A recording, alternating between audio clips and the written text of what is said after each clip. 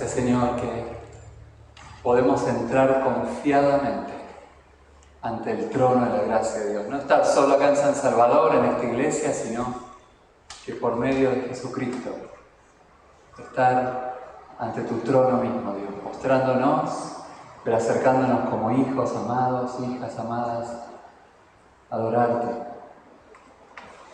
Señor, gracias que estamos no solo dentro de nosotros, sino en tu presencia. Háblanos ahora, así con humildad, Señor, pedimos que nos hable. Tu palabra dice que feliz el pueblo que se entusiasma por tu rectitud. Qué feliz el pueblo que se entusiasma porque sos recto, porque sos santo, porque sos único. Y acá estamos nosotros, Señor, destacando algo que es tu santidad, tu rectitud, adorándote, Señor, por eso. Que sos único. Gracias, Señor. Y a la vez reconociendo que muchas veces esa santidad tuya ha provocado en muchos que se han acercado a vos temor. Un reconocimiento tan grande de nuestro pecado, de nuestra distancia, Señor. Así estamos, Señor, entusiasmados porque sos santo, entusiasmados porque siendo pecadores, tu santidad y tu amor nos permiten estar en tu presencia, Señor. Gracias, Señor. Hablando, por favor, Señor. Amén. Así de pie, escuchemos el Evangelio, un momentito más de pie si pueden, y si no, está bien. El Evangelio está tomado de Marcos, capítulo 8. Voy a comenzar en el versículo 27, un poquito antes de lo que tienen acá. El Santo Evangelio de nuestro Señor Jesucristo según San Marcos. Gloria a ti, Cristo. Después de esto, Jesús y sus discípulos fueron a las aldeas de la región de Cesarea de Filipo.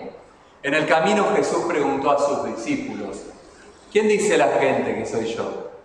Ellos contestaron: algunos dicen que eres Juan el Bautista, otros dicen que eres Elías, y otros dicen que eres uno de los profetas. ¿Y ustedes quién dicen que soy?, les preguntó. Y Pedro le respondió: tú eres el Mesías.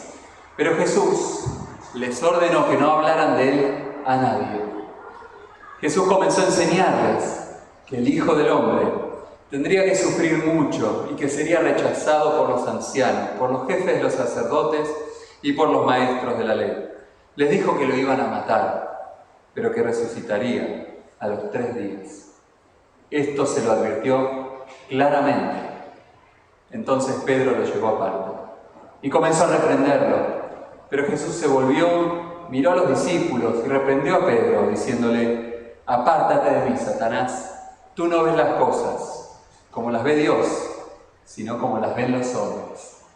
Luego Jesús llamó a los discípulos y a la gente y les dijo: si alguno quiere ser discípulo mío, olvídese de sí mismo, cargue con su cruz y sígame. Porque el que quiera salvar su vida, la perderá, pero el que pierda la vida por causa mía y del mensaje de salvación, la salvará. ¿De qué le sirve al hombre ganar el mundo entero si pierde la vida? O también, ¿cuánto podrá pagar el hombre por su vida? Pues si alguno se avergüenza delante de mí y de mi mensaje delante de esta gente infiel y pecadora, también el Hijo del Hombre se avergonzará de él cuando venga con la gloria de su Padre y con los santos ángeles. Jesús también les dijo: les aseguro que algunos de los que están aquí presentes no morirán hasta que vean el reino de Dios llegar con poder. Es el Evangelio del Señor. Te alabamos, Cristo, Señor. Tomen asiento.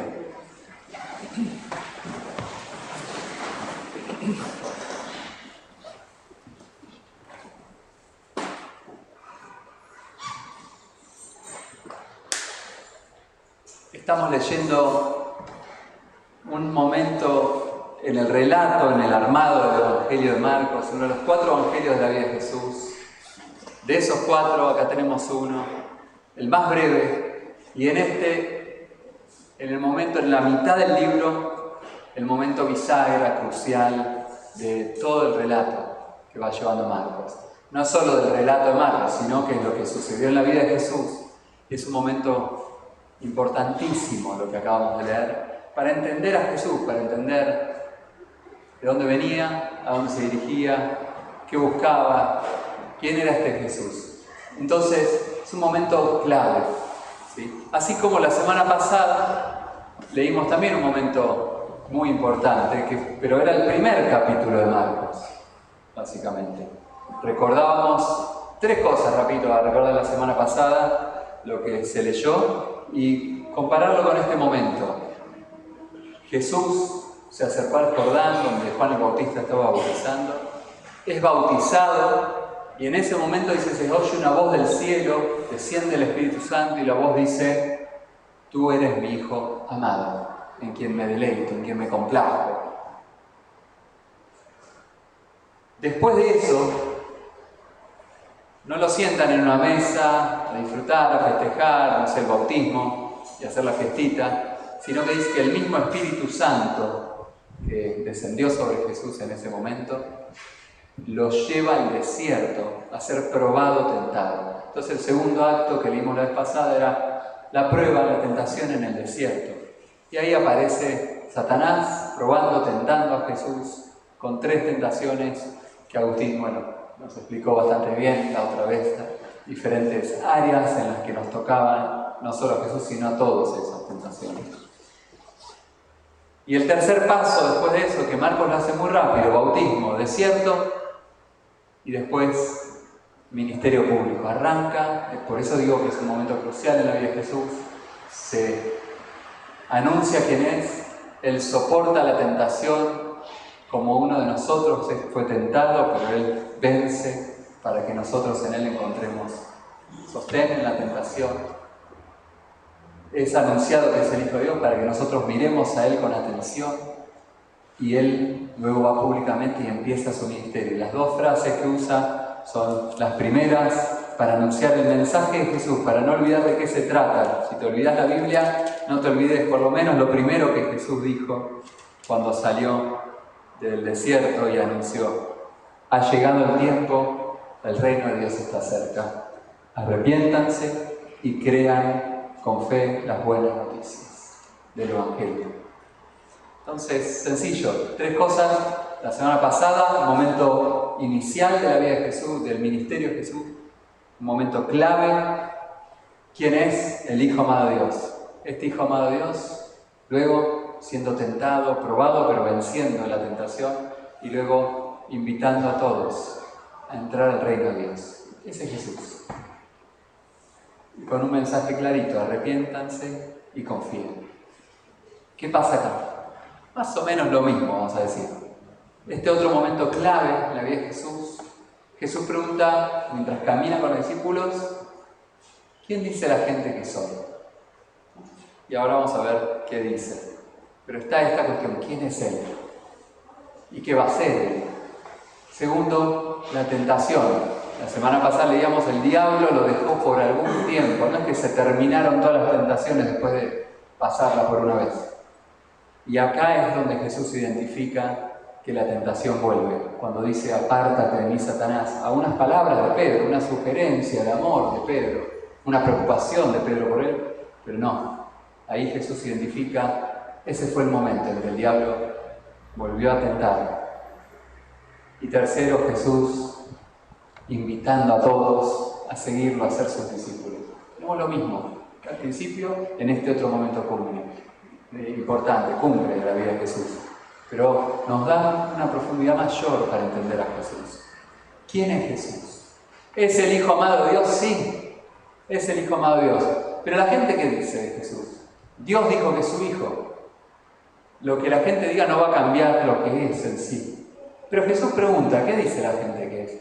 Y bueno, alrededor ahí hace una encuesta con los discípulos, y los discípulos dicen: miren, la gente dice que sos el profeta, un profeta, que sos Elías, que sos Juan el Bautista. Un montón de alternativas, pero bueno, pónganse de acuerdo, uno u otro. No puede ser todo eso. ¿Qué es? Ahora lo gracioso es que hoy salimos por ahí y empezamos a preguntar, y cada uno tiene una idea de quién es Jesús. Y parecen, ¿quién es Jesús para vos?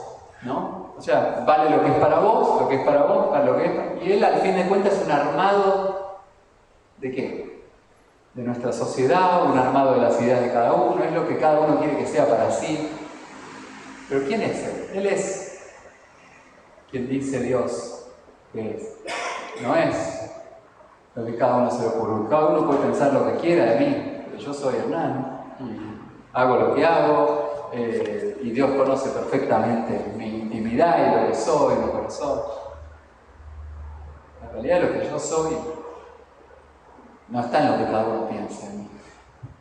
Está en otro lado. Y ahí tenemos esta cuestión, ¿no? Quisiera que enfrentemos, que veamos esta cuestión de la sociedad, diciendo de Jesús tantas cosas.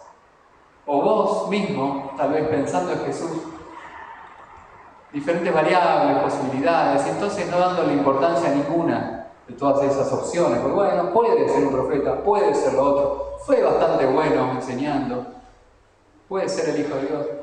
Bueno, ¿por qué no ir a lo que Dios dice? Y cuando Jesús le dice a los discípulos, ¿y ustedes qué dicen que soy? Pedro sale con la respuesta correcta, dice, sos el Mesías, el Cristo. Eso hace referencia al Hijo de Dios, al que esperaban los judíos. Y en ese momento Jesús no dice, bueno, vamos a hablar en serio quién soy yo. No, básicamente afirma lo que Pedro dice. No en el Evangelio de Marcos, pero en Mateo vamos a encontrar que Jesús dice, bendito sea Pedro, tú Simón, Pedro, porque esto no te lo mostró ninguna persona. Tampoco salió de tu intelecto, no es una cosa, tu idea acertada. Le dice, Dios te lo ha revelado. Dios te mostró que era así sobre mí. Entonces, si queremos saber qué decía Jesús de sí mismo, qué pensaba, quién anunciaba que él era, está en esa afirmación. No diciendo que Pedro la pegó, está diciendo, es esto, es lo que el Padre dice de mí, yo soy el Hijo amado, yo soy el Mesías. Y esa es la palabra de Jesús. No es un profeta, no es un maestro, no es una reencarnación de Juan el Bautista o de cualquier otro gran gurú. Nada de eso. Jesús afirmó lo que Pedro dijo, diciendo que lo que Pedro dijo había sido algo que Dios le había mostrado. ¿Qué es lo que Dios dice entonces de él? Es el Hijo de Dios, el Hijo amado, el Mesías. Pero cuando empieza a conectarse con esa frase, con Mesías del Antiguo Testamento, se empieza a conectar con lo que dice después. Les empezó a enseñar clarito, no hay dudas, de quién era él y qué es lo que él iba a hacer. ¿Y qué les enseñó? Que el Hijo del Hombre, usa estas palabras, el Hijo del Hombre, otra frase del Antiguo Testamento, ya no el Hijo de Dios, amado, sino el Hijo del Hombre. ¿Por qué? Porque este Hijo de Dios vendría como hombre, a hacerse como uno de nosotros, a identificarse con nuestro sufrimiento, con nuestro pecado, a tomar nuestro pecado, cargarlo en la cruz y tomar nuestra muerte, experimentar la muerte por nosotros. Es el Hijo del Hombre, es el Hijo amado de Dios, pero dice, va a sufrir, va a ser rechazado, va a ser condenado, dado a muerte. Y ahí les empieza a abrir la cabeza. Por eso es un momento crucial. Y esto lo hace dos veces más, o tres después en el Evangelio. Pero este es el primer momento. Les dice clarito, así, muy bien, me ven claramente quién soy. Entiendan que siendo Dios, vengo como hombre para dar mi vida por ustedes. Vamos al versículo casi más conocido de la Biblia. Pues Dios amó tanto al mundo que envió a su único Hijo, Jesucristo, para que todo aquel que crea en Él no muera, sino que tenga vida eterna. Dios amó a su Hijo, pero amó al mundo y envió a su Hijo para salvarlo. Y esa salvación iba a venir a través de la muerte de Jesús. No había otra forma. No a través de una enseñanza que nosotros obedezcamos, o sea, haciendo nosotros lo que Él nos mandase nomás. No. Necesitaba Él tomar el pecado y terminarlo en la cruz, pagarlo, para librarnos de la condena y darnos vida eterna. Ese es el mensaje, ese es Jesús, eso es lo que Él haría. Y ahí se completa más la historia. No solo ese Hijo amado, no solo el que dice que va a sufrir y va a morir, sino que cuando vamos al otro momento crucial del Evangelio, el final del Evangelio, lo vemos que no solo dijo que iba a hacer esto, sino que da la vida. Va derecho a Jerusalén a partir de ahora caminando a dar la vida, pero finalmente resucitar. Resucitar para darnos vida a nosotros. Toma nuestra muerte para darnos vida. Bueno, ese es el Evangelio, ese es Jesús. Esa es la buena noticia que hay en Jesús. Él murió por nosotros. Y Dios nos invita a acercarnos a Jesús. De esta manera, a este Jesús. No un buen maestro, no un buen profeta, sino el Hijo amado de Dios que dio la vida por vos como un Salvador, como quien puede darte perdón de tus pecados y la vida eterna, como Él dice.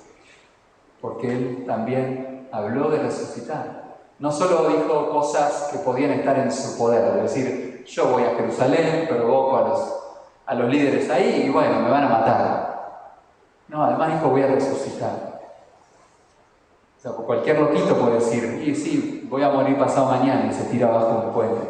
Pero otra cosa es decir, voy a resucitar y aparecer vivo a los 3 días y tener tantos testigos de esa historia también. Jesús anunció su muerte porque era lo que tenía que hacer para salvarnos. Jesús anunció la resurrección y gracias a la resurrección nos da la posibilidad a nosotros de creer en Él y caminar con Él también hacia la vida eterna. Bueno, después de esa escena, la primera escena, el Hijo amado siendo el Hijo del hombre, el Hijo sufriente que da la vida por nosotros, viene Pedro y le dice, vení aparte. Esto no va a ser así, no puede ser. Esto no te puede pasar. Si te acabo de decir que sos el Cristo, el Hijo de Dios, ¿cómo vas a morir? Ni escuchó lo de resucitar, pero ¿cómo vas a morir? No puede ser. Y dice que lo reprende al maestro. Se acaba de inclinar diciéndole, sos la autoridad, el Hijo de Dios, el Mesías, pero te reprendo y haces lo que yo te digo. No puedes hacer lo que estás diciendo, ¿vale? Vas a hacer lo que necesitamos nosotros. Quédate, no te vas a morir. Y Jesús sabía que lo que necesitábamos nosotros era que Él muera en nuestro lugar para rescatarnos del pecado. No era que se quede nomás. Y entonces identifica ese momento y le dice, Pedro, no ves las cosas como Dios las ve. Las estás viendo como los hombres las ven. Estás viendo según lo que vos creés que necesitas. Pero la mirada de Dios es que los seres humanos, cada persona necesita un Salvador. Y por eso Dios envió, por amor al mundo, a su Hijo Jesucristo como Salvador, a dar la vida. Y cuando Pedro se pone en el camino de eso, Jesús identifica esa segunda escena, la tentación nuevamente. El diablo lo había dejado por un tiempo, dice el Evangelio de Marcos, en el desierto. Volvió acá. Volvió en las palabras de Pedro. Volvió en las ideas, en la propuesta. Jesús, evita esto de morir, resucitar, si ya sabemos que sos el Mesías. No necesitas demostrárnoslo con una resurrección. Ya estamos. Y además te necesitamos, te queremos acá para los milagros diarios. Tu enseñanza está buena. Y él le dice, reconoce la tentación que era abandonar la cruz, abandonar el camino a Jerusalén, abandonar la voluntad del Padre, que era dar la vida para la salvación de la humanidad. Y la respuesta de Jesús es, la famosa es, va de retro, Satanás, apártate de mí, ponete detrás mío, para el otro lado. Pero dice que lo hace, incluso Marcos va mostrando la gesticulación, Pedro lo lleva aparte y Jesús le pega a la espalda y le dice, y le habla a los discípulos, no le habla a Pedro, le dice, apártate de mí. Porque no ves las cosas como Dios las ve. Lo que tenía claro Jesús es que veía las cosas como Dios quería ver. ¿Por qué? Porque como en el desierto había hecho, cada tentación le respondió diciendo, escrito está. escrito está, escrito está. Dios dice esto, Dios dice esto, Dios quiere esto, no es lo que yo quiero. Y esa es la manera de resistir la tentación también, de resistir la vida diaria, la tentación, teniendo presente lo que Dios dice, cómo ve Dios las cosas. ¿Cuál es la preocupación de Dios? No la mía, en medio de la vida. Y en el caso de Jesús estaba claro, era salvar por medio de su muerte a todos los que creyeran en Él.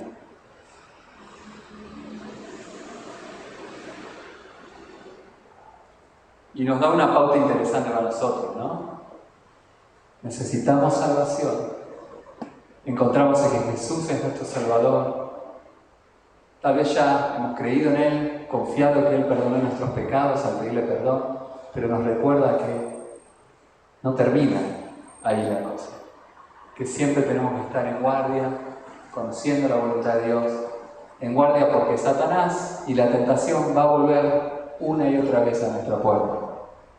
Y no es que ya le ganamos una vez, sino que tenemos que estar alertas y presentes con esto. Y por eso, lo que dice Jesús un poco después. Cuando Jesús se da vuelta, rechaza a esta tentación, le habla a los discípulos, pero ahora también le habla a toda la multitud. Y les dice, si alguien quiere ser mi discípulo, tome su cruz. Niéguese a sí mismo, tome su cruz y sígame. Y Jesús extiende la invitación como les conté antes. Fue el bautismo, fue la tentación y después fue el anuncio. Arrepiéntanse, crean y entren al reino de Dios. Ese fue su primer mensaje. Y acá de nuevo, en este momento crucial, dice, pero lo deja más clarito de qué se trata. Si alguien quiere seguirme, te invito a seguirme, te invito a ser mi discípulo, te invito a ser vos también, a partir de la fe y el arrepentimiento, ser llamado hijo o hija de Dios. Porque eso es lo que nos dice la Biblia. Recibir, como recibió Jesús, la afirmación de parte de Dios diciendo, te amo, te perdono. En la cruz, mi hijo llevó tus pecados para que vos puedas acercarte y reconciliarte conmigo. La afirmación no solo técnicamente de llamarte el discípulo de Jesús, que es un honor, pero llamarte hijo o hija de Dios. Dice, vení, sos mi hijo, sos mi hija amada. Pero de la mano con eso dice, negate a vos mismo, toma tu cruz y seguime. No es que eso va a lograr que Dios te ame y te salve, pero es lo que te tenés que hacer. Es lo que explica mejor la palabra que dijo en el primer capítulo Jesús, cuando se bautizó. Arrepiéntanse, vuélvanse a Dios. Es esto, no es otra cosa diferente. No es que algunos se arrepienten y otros toman la cruz y son discípulos más especiales. Es el mismo llamado para todos. El llamado que hizo para la multitud. A Jesús se lo sigue arrepintiéndose, negándonos a nosotros mismos, muriendo a nuestros deseos. Me refiero a los deseos contrarios a la voluntad de Dios, a los deseos y los patrones de este mundo que son contrarios a la voluntad de Dios. Y en ese sentido, negándonos, diciendo, muero a eso, tomando la cruz es morir. El condenado a muerte cargaba con su cruz. Lo que Jesús dice, si me querés seguir, considerate muerto al pecado, considerate muerto a todo lo que se opone a Dios. Rechazá, dale la espalda a la tentación, al diablo, y seguime.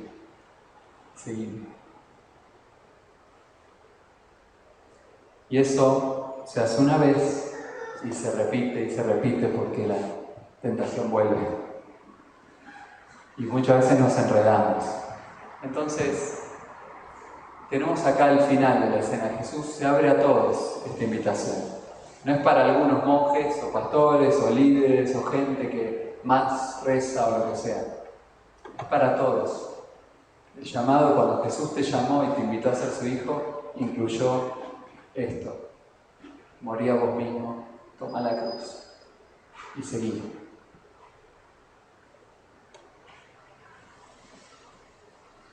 Y les dejo para después seguir en sus casas, o podríamos charlarlo incluso, porque es para pensarlo, es decir, dónde se aplica esto en tu vida diaria. Todo esto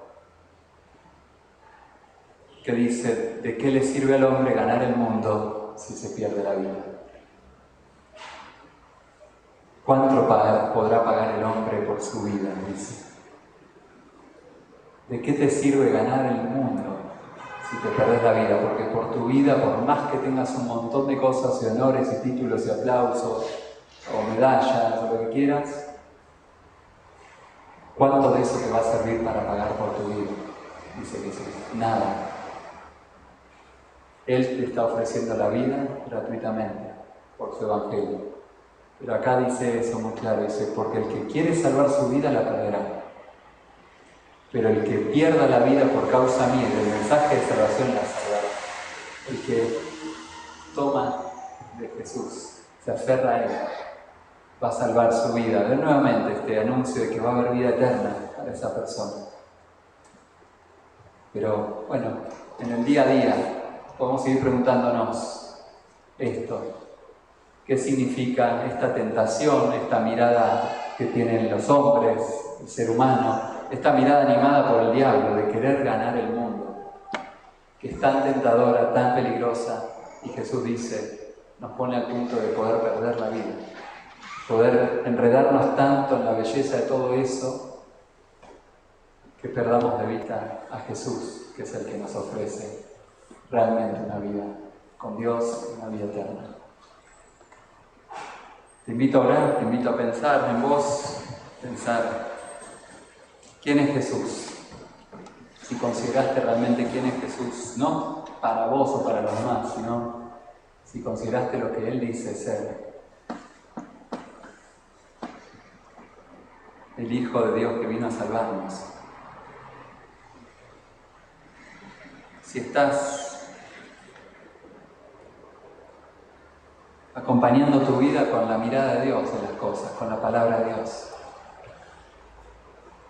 Y si efectivamente queriendo tener ese honor y ese disfrutar de ser, caminar con Jesús, de ser llamado su discípulo,